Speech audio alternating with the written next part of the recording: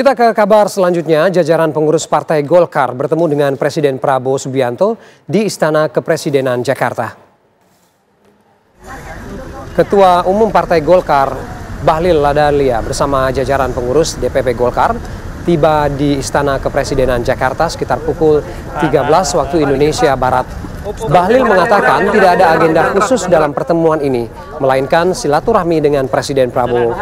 Ia tak merinci pembahasan khusus dalam pertemuan bersama Presiden Prabowo. Bahlil hanya mengatakan kehadirannya memberikan masukan sebagai partai koalisi. Saya nggak tahu.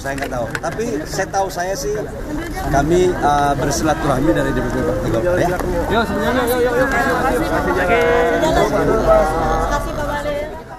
Dan lalu apa saja agenda Presiden Prabowo Subianto hari ini, kita tanyakan langsung kepada jurnalis TV One Yohanes Leonardo yang ada di Istana Kepresidenan Jakarta. Selamat siang Yohanes, selain bertemu dengan Ketua Umum Partai Golkar, apa saja agenda Presiden Prabowo hari ini?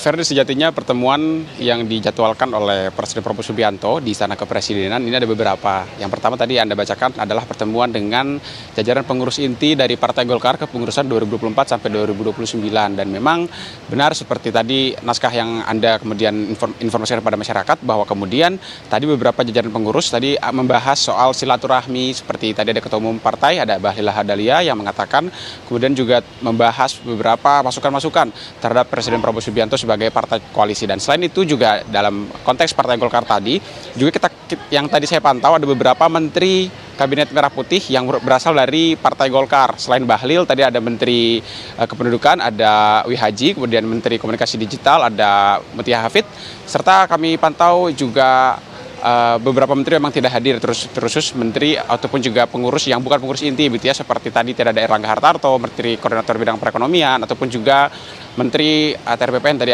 tidak ada Nusron Wahid yang kami pantau. Namun yang jelas pembahasannya kami masih menunggu soal apa kemudian untuk kami kutip, kami ketahui, kami intip begitu ya, karena memang yang menariknya adalah Golkar merupakan partai dengan jumlah menteri terbanyak di kabinet milik Presiden Prabowo Subianto ini dengan ada 8 menteri sementara ini. Dan selain itu juga Ferdi, agenda yang dijadwalkan oleh Presiden Prabowo Subianto sendiri tadi sebelum dengan Partai Golkar yang dijadwalkan pada makan siang pada siang hari ini, tadi juga Presiden Prabowo Subianto ini bertemu dengan Kepala Badan Pengendalian Pembangunan dan Investigasi Khusus atau Bapisus, yakni adalah Aris Marsudianto, mantan prajurit Kopassus yang berpangkat terakhir letnan kolonel tersebut yang pensiun pada tahun 2006, tadi sempat bertemu dengan Presiden Prabowo Subianto di Istana Kepresidenan sebelum atau sesaat sebelum jajaran pengurus DPP Partai Golkar ini tiba, di mana kemudian pertemuan antara Aris Marsudianto dan juga Presiden Prabowo ini membahas beberapa hal, di antaranya mengenai kemudian pengendalian dan juga masukan-masukan terkini terkait